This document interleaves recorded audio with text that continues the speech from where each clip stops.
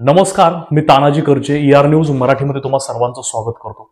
मित्रांनो, एक खळबळजनक बातमी समोर येत आहे। ती खळबळजनक बातमी अशी आहे की नाशिकचे जिल्हा न्यायाधीश असणारे रुपेश राठी यांना हायकोर्टाने निलंबित केलेलं आहे, कामावरून काढून टाकलेलं आहे। ही बातमी खरं तर महाराष्ट्राच्या न्याय व्यवस्थेसाठी आणि देशाच्या न्याय व्यवस्थेसाठी शोकांतिकेची बातमी आहे। नुकत्याच काही दिवसापूर्वी सातारा भागामध्ये एका न्यायाधीशाला लाच घेताना रंगेहात लाचलुचपत प्रतिबंधक विभागानं पकडलं होतं।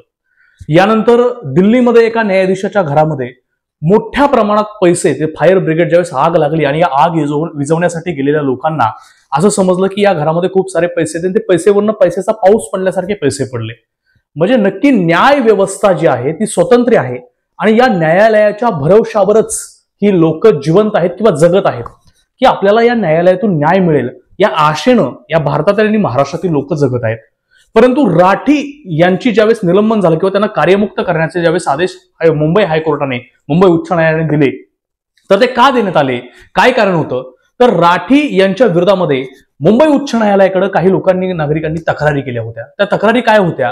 तर राठी यांनी जे निकाल दिलेले होते किंवा निकाली दावे काढलेले होते, या दाव्यांमध्ये जे फौजदारी खटले त्यांच्याकडे चालत होते किंवा इतर काही खटले होते, त्या दाव्यांचे निकाल हे निकालांमध्ये तफावत असल्याचं आढळून येत होतं किंवा ते काय जे बनावट म्हणता येईल किंवा आणखीन काय वेगळा शब्द वापरता येईल, तो तशा प्रकारचे निकाल त्यांनी दिलेले होते। आणि याची तक्रार लोकांनी मुंबई उच्च न्यायालयामध्ये केली राठी यांच्या विरोधामध्ये, जे नाशिकचे जिल्हा न्यायाधीश आहेत, मी पहिल्यांदाच उल्लेख केला होता। आणि या जिल्हा न्यायाधीशांच्या विरोधामध्ये मुंबई उच्च न्यायालयामध्ये तक्रार केली। याची 4 महिन्यापासून चौकशी चालल्याची देखील माहिती समोर येते। आणि मुंबई उच्च न्यायालयाचे जे प्रिन्सिपल जज आहेत किंवा जे मुख्य न्यायाधीश आहेत, त्यांच्या अध्यक्षतेखाली किंवा त्यांच्या अंडर ही सगळ्या चौकशी होत असतात। आणि त्यांच्या चौकशी समितीने मुंबई उच्च न्यायालयाच्या ती चौकशी केली, त्याच्यामध्ये राठी यांचे जे निकाल होते त्यात खरोखरच तफावत आढळून आली।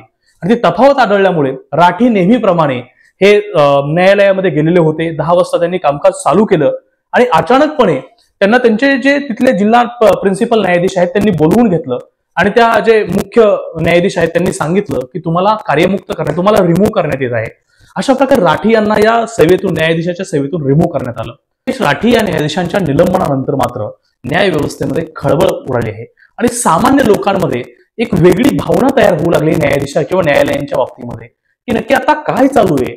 अँटी करप्शनला न्यायाधीश सापडत आहेत, न्यायाधीशांच्या घरामध्ये कितीतरी कोटी रुपयांचं गबाड सापडत आहे, पण काही न्यायाधीश सोडले तर बाकी जी न्याय व्यवस्था आहे भारतातली त्याच्यावरती आजही लोकांचा विश्वास आहे।